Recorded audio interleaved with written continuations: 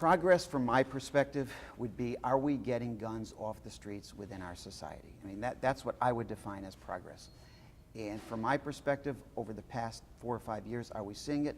I would say a little bit yes.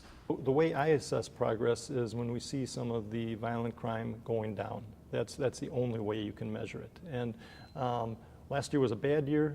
We've seen some measured progress this year. So we've actually seen the homicides go down this year. We've seen the non-fatal shootings go down this year. So that's how you measure the progress.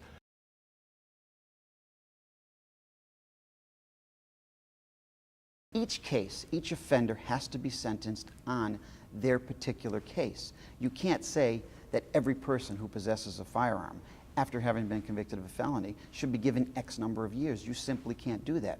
Our federal courts have tried several times to have mandated penalties, mandatory minimums. And the court system and even members of Congress now have basically spoken out against that. It simply doesn't work. The message I send to people is that if you want a system that treats people fairly, effectively, and that we achieve the result of making sure that we're keeping people safe, but doing so in a way that respects their civil liberties, then that's why you want me in the job. If you want somebody that's going to send messages all the time, you're going to end up in trouble at some point in time.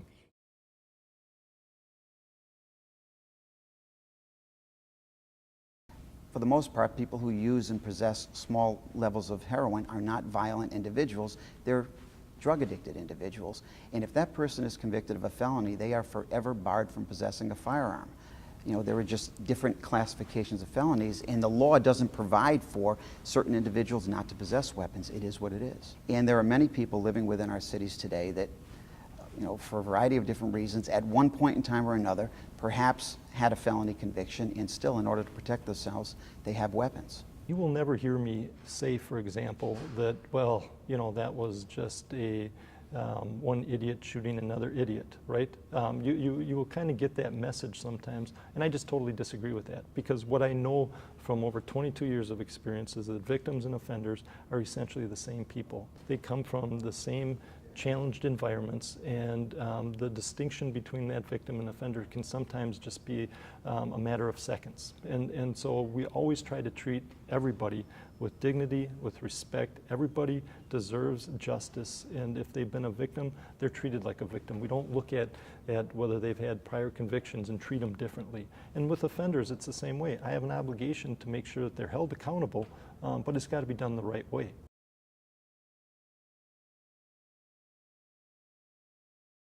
Studies are the exact opposite, and that is that the low-risk offenders, if they're appropriately dealt with, they do not go on to commit higher crimes. It's fascinating. What they've actually found is that if you treat low-risk offenders like high-risk offenders, they become high-risk. And it kind of makes sense. You take somebody that's a low-risk offender, you lock them in a jail cell with somebody that's a high-risk offender.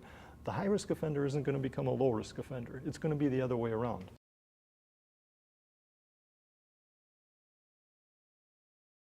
You know, the state only pays for about 87 of my prosecutors. I have 120 of them. The rest of them I have to get federal grants so that I can focus on special things like community-based prosecution, domestic violence. All of our domestic violence prosecutors are actually federally grant funded. Children in need of protective services.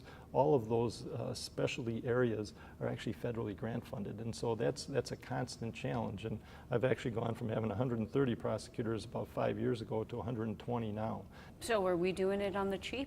I think we have been for a long time. In other words, we've been expecting police officers, courts, prosecutors, corrections to handle all of the problems that a society encounters dealing with mental illness, with drug addiction, with alcohol abuse. And when those problems manifest themselves, you're expecting a quick and easy response, usually just centered on the criminal justice system.